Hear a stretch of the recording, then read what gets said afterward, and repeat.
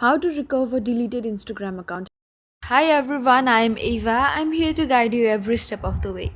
So, are you ready to dive in? Then let's get started. So, first of all, open the Instagram app,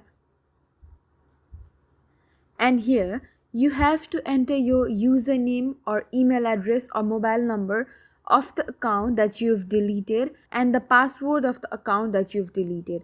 But remember one thing, the day of deletion must not be more than 30 days. If it's been more than 30 days that you have deleted your Instagram account, then it's impossible for you to recover your Instagram account. But if it's not been more than 30 days, then you can recover your Instagram account by simply entering your username and password.